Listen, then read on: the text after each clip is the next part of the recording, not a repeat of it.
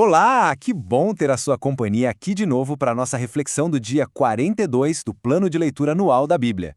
Hoje, a gente vai mergulhar em três passagens que, num primeiro momento, podem parecer mundos à parte, mas, acredite, juntas elas contam uma história fantástica.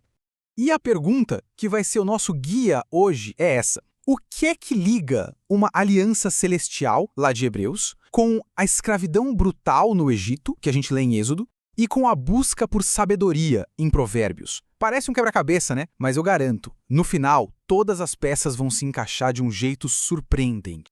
Então, vamos começar nossa jornada lá em Êxodo. O cenário aqui é tenso. O povo de Israel está vivendo uma situação que parece só piorar. A esperança de liberdade que tinha surgido, ela se transforma em um desespero ainda mais profundo.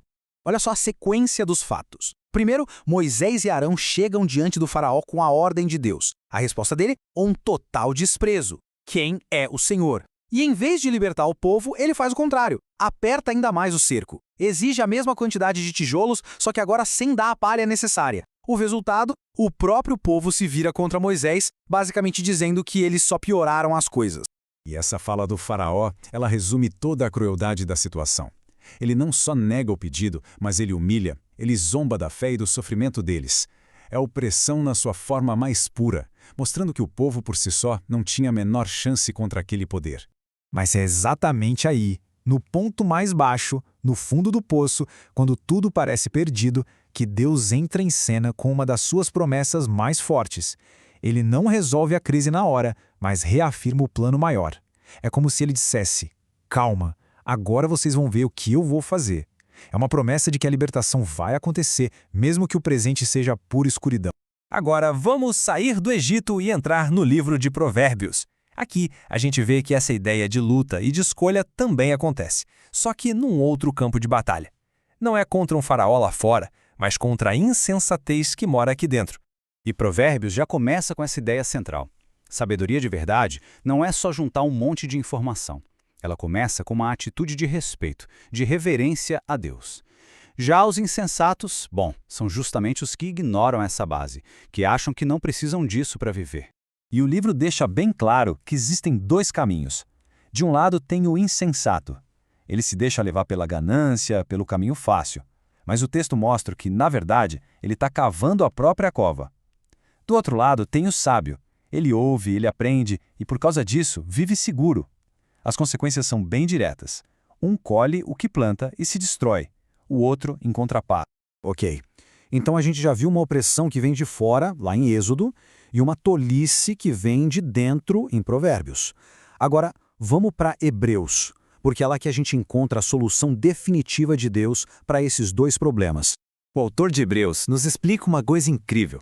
Ele diz que a primeira aliança, aquele sistema de leis, de sacrifícios, era como uma sombra, sabe? Uma cópia de algo muito maior e mais real que existe no céu. Era um sistema que se mostrou falho, não por ser ruim, mas porque era incapaz de mudar o que mais importa, o coração das pessoas. E aqui a gente vê o upgrade gigantesco. A nova aliança que vem através de Jesus é superior em tudo. Ela não é mais baseada numa lei escrita na pedra que as pessoas não conseguiam cumprir. Ela é baseada em promessas muito melhores que dependem da fidelidade de Deus, não da nossa. A lei sai de fora e vem para dentro. E essa promessa é o ponto-chave, é o que resolve o problema central.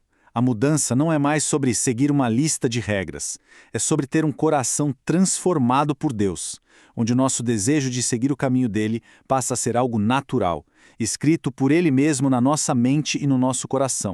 Muito bem, chegou a hora de juntar todas as peças e entender como essas três leituras que pareciam tão distantes, na verdade contam uma única e poderosa história.